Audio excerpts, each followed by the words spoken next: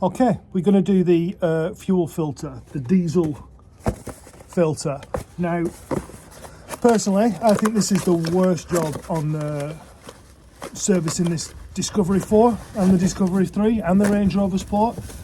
LR3, LR4, turbo diesels, SDV6, TDV6, 2.7 and 3 litre. So we've got to put a new one of these in basically. This is the diesel filter. Again, the one I'm using is, well, it's called, I think it's called Recovery. The brand's called Recovery, have a look there. But like I said, this is an OEM filter pack, so this isn't a Land Rover approved one. However, it's exactly the same. It just doesn't have Land Rover printed on the side. Anyway, first job is, let's get this off. This is a plastic cover and you're gonna need a 10mm. I think it's got 5 10mm in it, and then underneath there's a heat shield that's got a 3 10mm in it, I think. I probably won't be able to get this in, so I might have to use a ratchet at that point. Let's give it a go.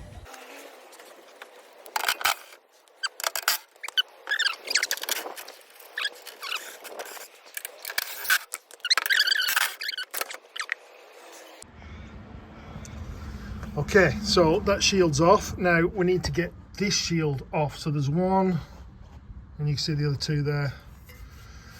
So we've got to take those off and get this heat shield off.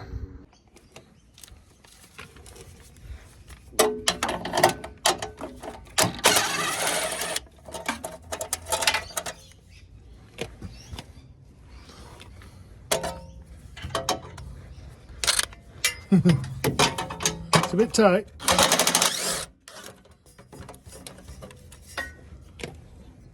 Two. Ah. Oh no, got it.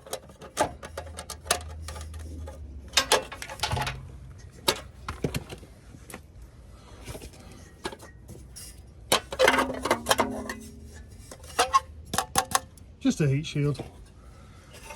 And then you can see a previous one here. In fact, that's not a Land Rover one either. Germany. Now look, there are a couple of options here. There is an option where you can put, let me see if I can try and show you. There's a valve under here. You can put a piece of pipe on, you can twist it, and you can drip out what's in the fuel filter itself.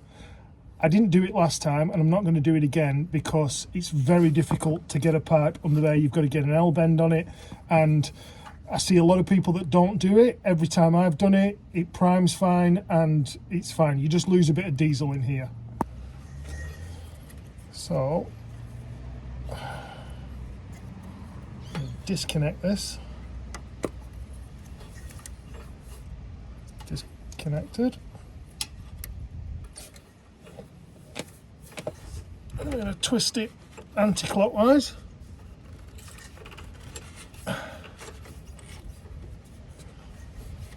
That's the draining valve there.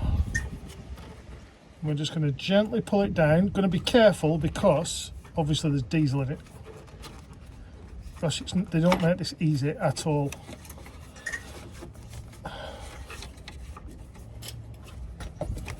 You literally can't only get one hand in.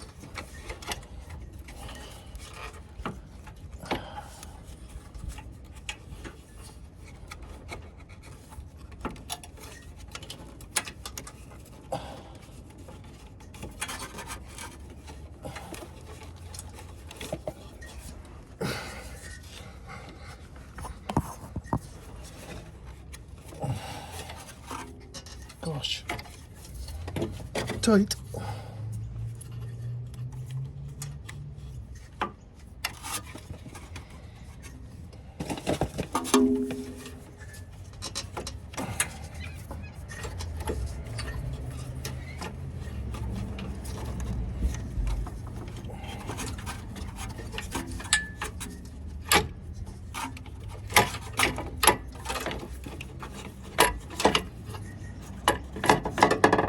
Keep it upright.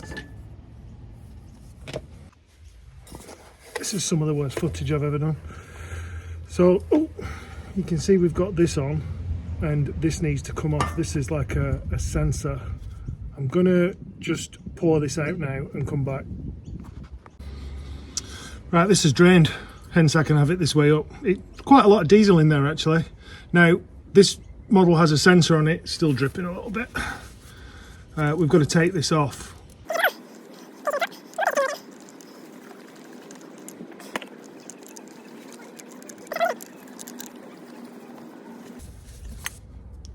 So that's out. New one, let's get it plugged in. I think this is just a cap on top. This screws off again.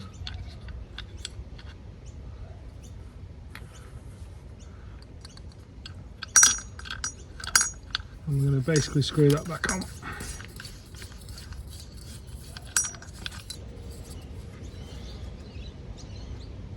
That's in. I'm just going to nip that up. It's a 14mm.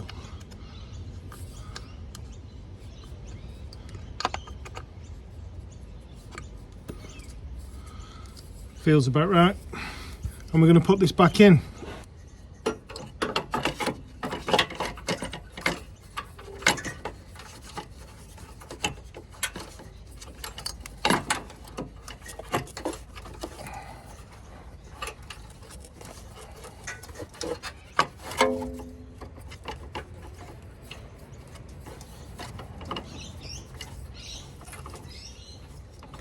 Push it up from the bottom.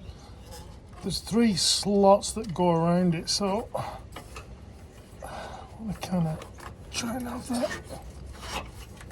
No one here.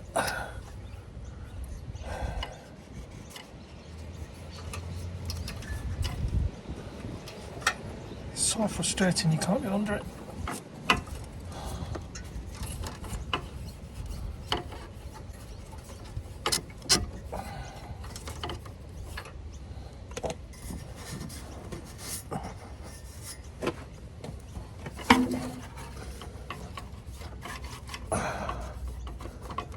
Seems to be in. It's just getting it into position.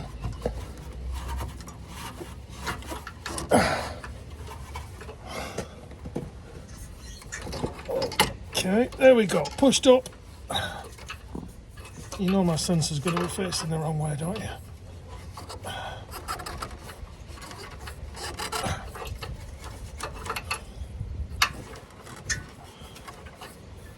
I think that's locked in.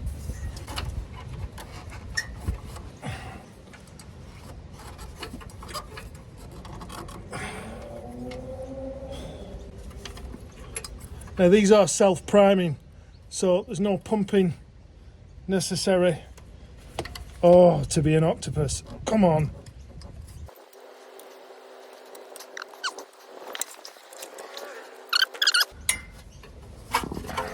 Just gonna feel my hand around the other side, make sure it's level.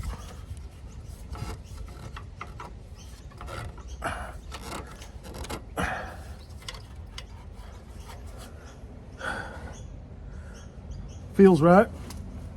Okay, let's get the heat shield back on.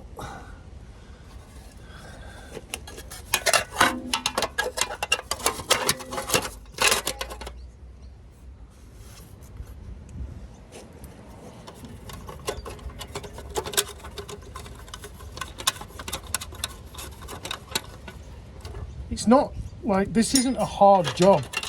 It's just damn awkward. Probably a lot easier if you've got a hoist and you've got your car on a hoist.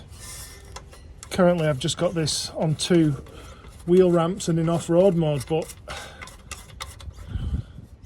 still hard work.